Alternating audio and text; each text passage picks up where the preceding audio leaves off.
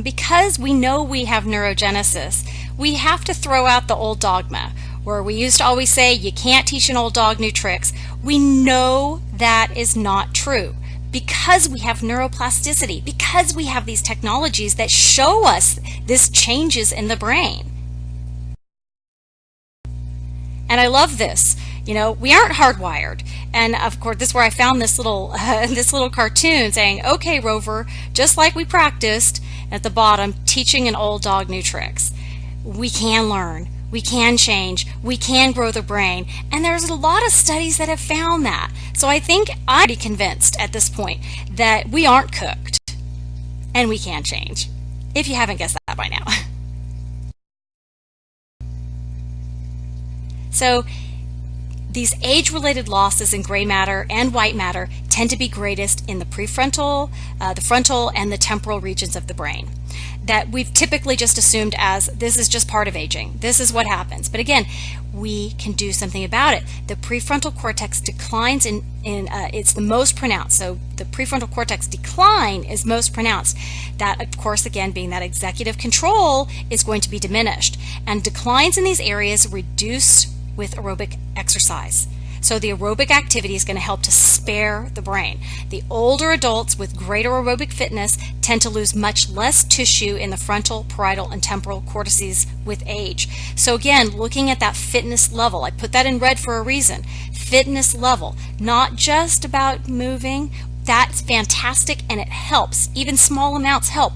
But if we really want to offset some of these things, we need to start pushing for a little bit more and improve aerobic fitness levels.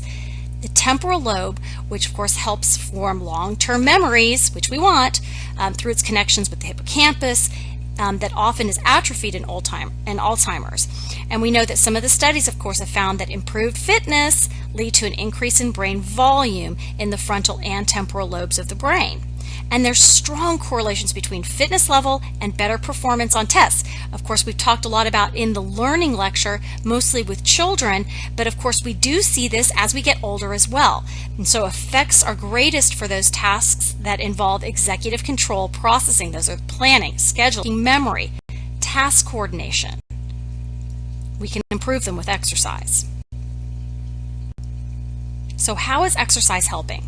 Well, I think we've talked a little bit about how it's happening throughout this lecture, but I want to hone in on it just a little bit more detail here. So we know that aerobic exercise, again, more of the studies have been done in aerobic exercise, aerobic fitness, I guess I should say. It's not just exercise, but really getting fit, getting the cardiovascular system into better shape, cardiorespiratory system, I should say.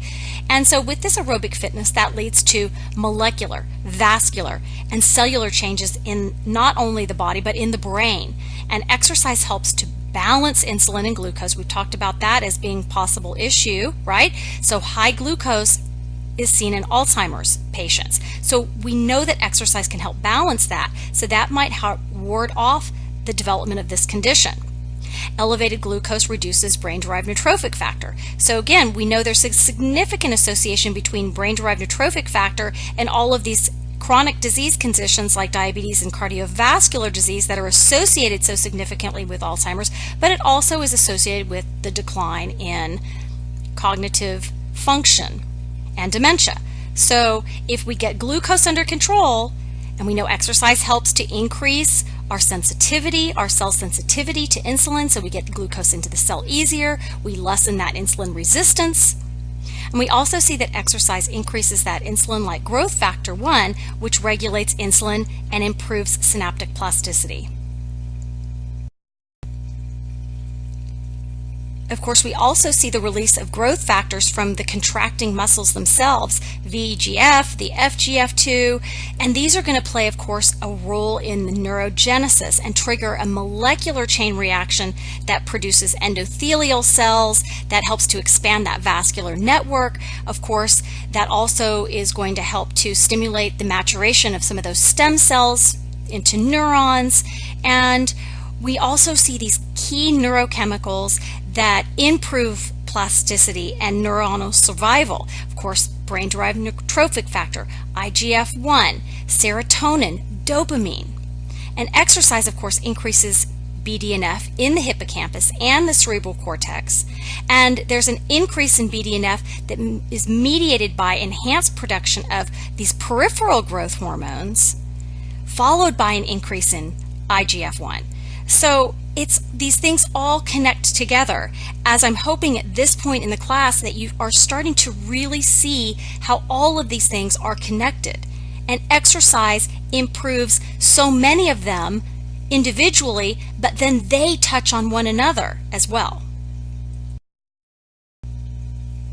Of course, we know exercise supports the immune system. Inflammation and immunological mechanisms are implicated in age-related diseases like Alzheimer's and cognitive decline. Exercise helps to reduce inflammation. Exercise supports a healthy immune system. So we see that exercise helps to reduce things like C-reactive protein, or CRP, interleukin-6, the inflammatory cytokine.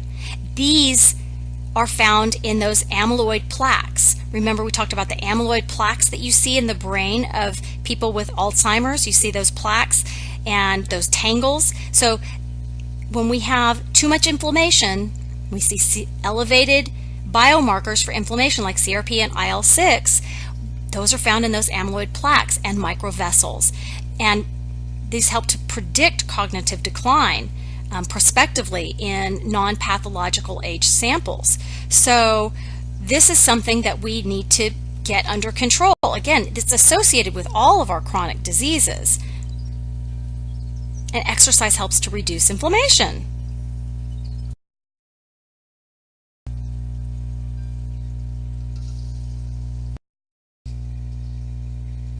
Here I wanted to just highlight one of the studies looking at physical activity and that ApoE4, and this was a retrospective study, and they looked at cognitive function for over 3 years, and they had 347 elderly Dutch men.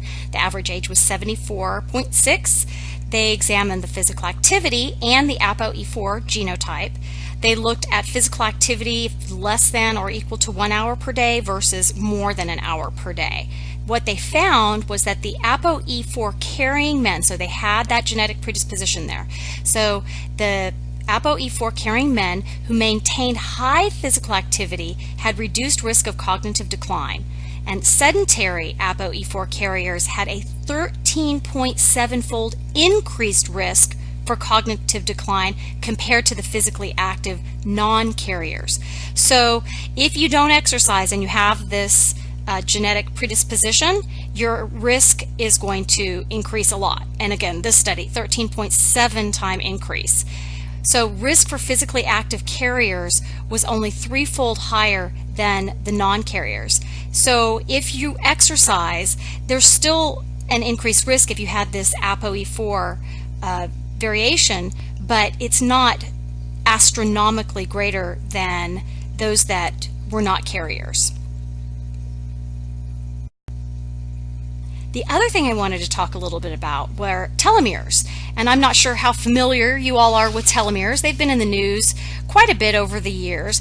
And telomeres, basically, they tell us our age. They tell us our cells age. And as we age, they decrease. And I love the shoe because it's a great way to sort of explain. If you look at the shoelace, for example, at the end of the shoelace, you have that little plastic cap, right? Well, that's a nice young telomere. You've got your cap on there, everything's nice and tight. But what happens is if you look at the left shoelace hanging there, the end of the shoelace, it doesn't have that cap anymore, and it's a little bit frayed. And that's kind of what we start to see as we age. It's almost like this fraying and shortening of the shoelace. And it just doesn't function quite as well. You can't get it through the holes anymore. And so with age, we start to see this shortening of the telomeres. And with exercise, in some of the studies they found is that exercise actually preserves the telomere length. So it's almost like you're not aging. So again, telomeres tell us the cell's age. Now I want to highlight just a couple of studies that looked at exercise and telomeres. So there's a study out of the University of Colorado in Boulder, and they looked at subjects that were between the ages of 55 and 72, and the subjects with the higher VO2 max, so they had a high aerobic capacity or aerobic fitness level, that correlated closely with longer telomeres. So what does that mean? That means the cells were younger. So the fitter the person in middle age and onward, the younger their cells.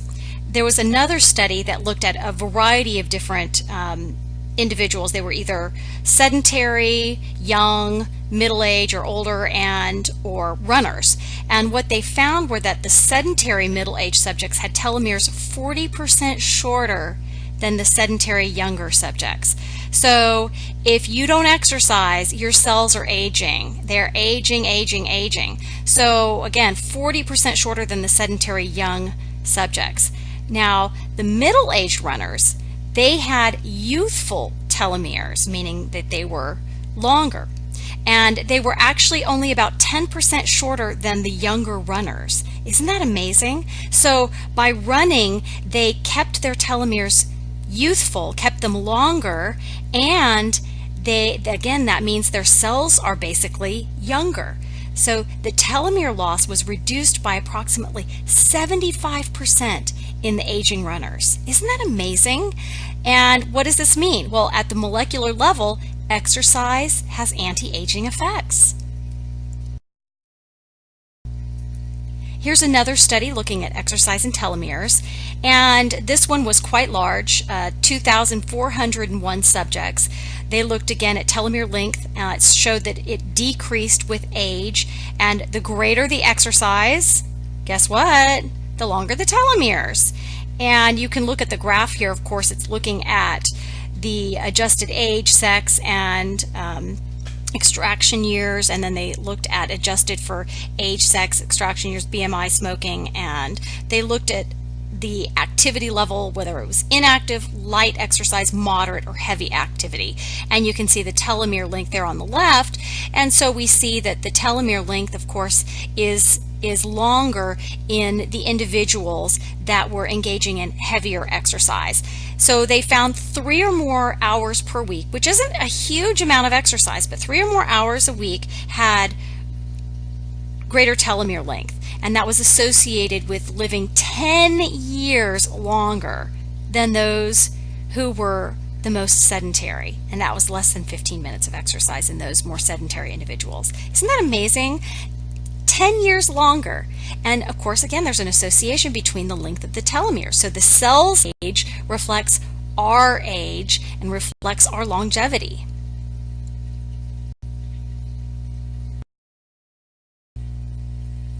So I've presented some of the evidence why we should exercise for aging.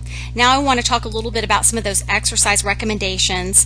Of course, as somebody's aging, it's a good idea to progress them possibly a little slower. Now, of course, there are people that are in phenomenal condition. I mean, I even look at, oh my gosh, I can't think of her name, the Olympic swimmer who was just in our recent Olympics, and she was, what, 42, I think? So, I mean, it's fantastic. She was in phenomenal condition.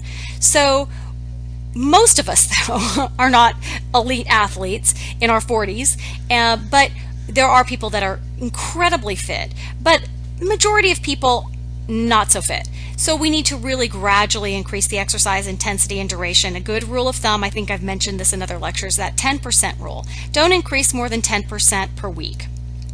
And you always want to feel comfortable. Once the exercise starts to feel comfortable for you, it's time to probably start to bump it up just a little bit. And so we want to do that increased gradually because we want to increase the fitness level. We want to increase that energy expenditure. Remember from that Nurses Health study, what did they look at? They looked at energy expenditure, how many calories the people were expending throughout the week. The more they were expending, the greater the improvements, or I should say, the less decline in cognitive abilities.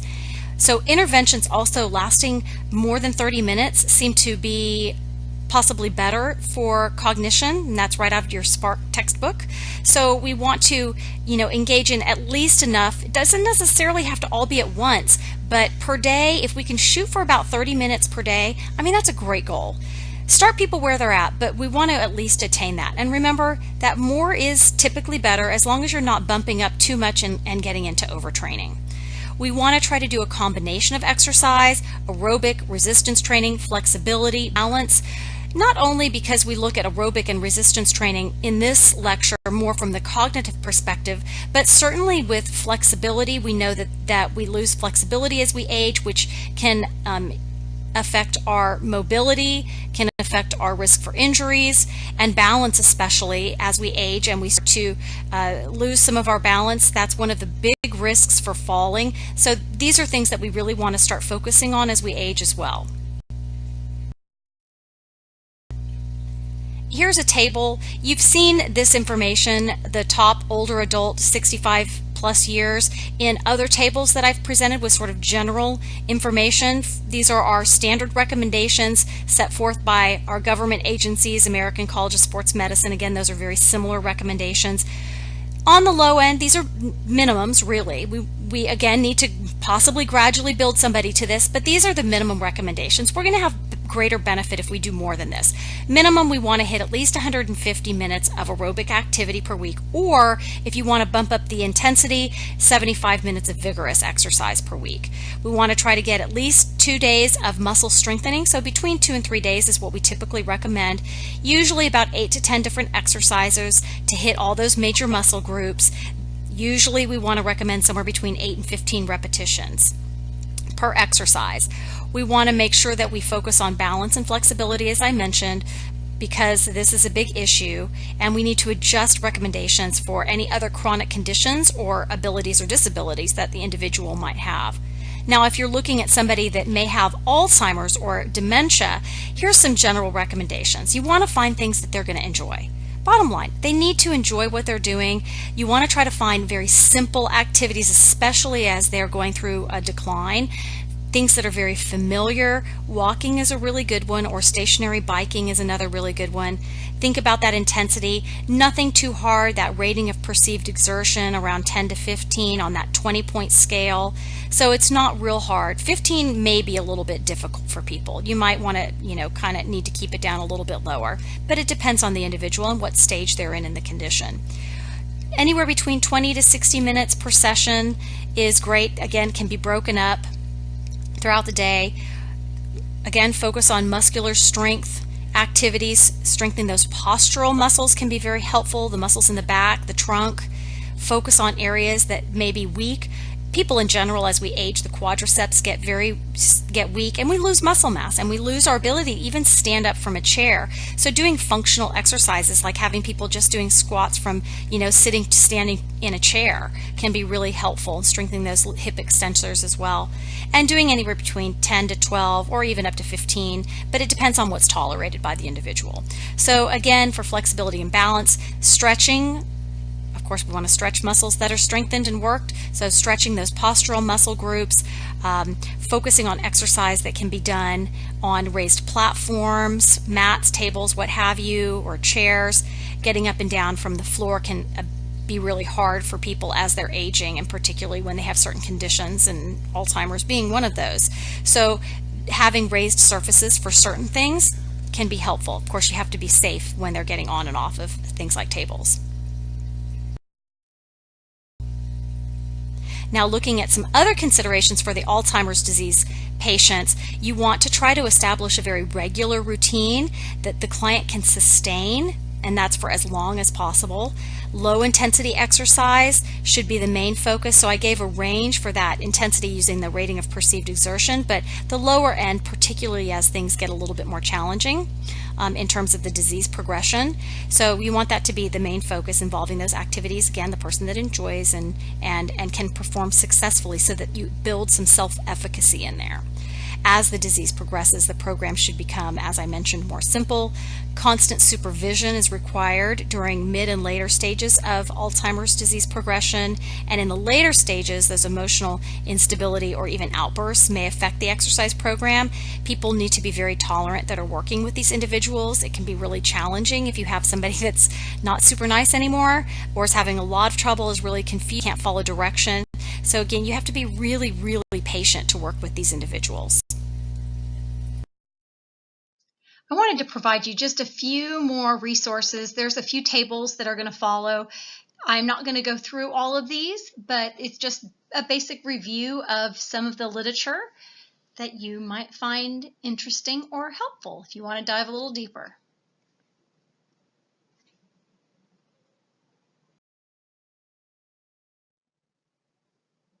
Here's the first one.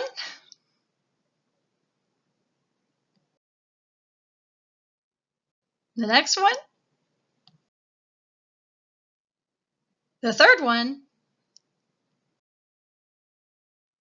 And I think this is the last one. Yay! We made it! Great job, guys! This is just some information if you want to check out some additional resources that you might find valuable. The Alzheimer's Association, the National Association of Social Workers, National Center on Physical Activity and Disability, and the National Institute on Aging, National Institute of Health. I wanted to end with this slide because that's amazing. I've seen a couple pictures of this woman doing these amazing physical things, and you just see the smile on her face, and it's inspirational. When I look at this, I think, gosh, I want to age like that. That's my motivation. When I see people doing it, really doing it, and living fantastic lives as they age, it makes me not as afraid of getting older and looking at life from a positive perspective. I also loved one of the stories in the book, in the textbook, the Spark book, and Dr. Rately talks about this guy he called Harold. And Harold was, I think, 80 something years old. He was, or nearly 80 years old, and he was going skiing with friends. He was going on a week-long ski trip with friends. And I'm like, that's how I want to be. And we can do it if we work hard. I mean, you never know what life is going to throw you, but we can do it. We can exercise, and we can shorten our telomeres. We can keep our brain volume. We can keep our physical bodies. My God, look at this lady. Look at that guy doing splits in that other picture that I showed earlier. I am inspired, and I want to be an inspiration to others. So I hope that we all do. I hope that we all want to make these changes if we're not doing this, and realize that you have a choice, and we can make a difference in our life and in other people's lives by inspiring them to make healthy changes, because it matters. It really matters. So take care.